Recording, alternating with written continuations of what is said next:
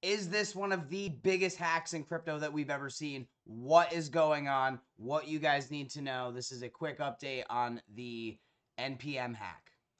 So first of all, I know a ton of you guys are wondering what actually happened. What is going on?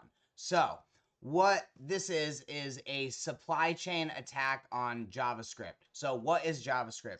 Think of it as one of the foundation levels of coding on the internet for a lot of different applications. Many different applications and different Web3 services and wallets use JavaScript. What's happening is these libraries are downloaded so many times a day. So they have over 2 billion weekly downloads. Now, what happened is some of these packages, which are refreshed to update a lot of these services, were actually hijacked. So this happened because one of the developers was injected with some malicious code, one of the developers for JavaScript.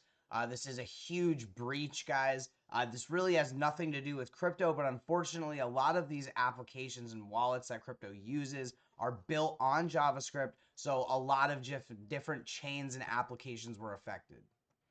They are warning everyone that is not using a hardware wallet. I'm talking if you're using a Phantom wallet, MetaMask, any of these hot wallets or warm wallets that are built on applications that directly interact with different applications on the blockchain, refrain from using them until further notice. This is a really big deal, guys. JavaScript is one of the biggest foundational levels of a lot of these projects, and a lot of them have been breached.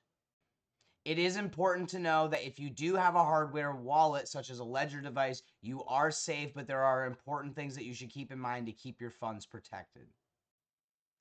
Now, again, if you have a hardware wallet, you are not affected by this, but you still need to be careful. What's happening is a lot of this malicious malware that was injected is doing something called a swap. Now, we'll explain more how this works in a second, but essentially, if you have a hardware wallet, just double check and make sure that if you're sending any funds, that they're going to the proper address by checking the transaction before you sign. Shout out to Pickletown, who shared this in the Alpha Origins Discord. The nature of the malware is it's doing something called clipboard hijacking. So it's essentially replacing your address with the malicious address or the hacker's address before you sign your transaction. So it's creating a swap. This is not just affecting Ethereum. I'm seeing a lot of stuff out there on YouTube and the different socials about this only affecting Ethereum. All chains are at risk right now. A lot of these applications use JavaScript, and it's important to keep that in mind. The only way to protect yourself for now is to make sure you look at the transaction and confirm that it is the correct address.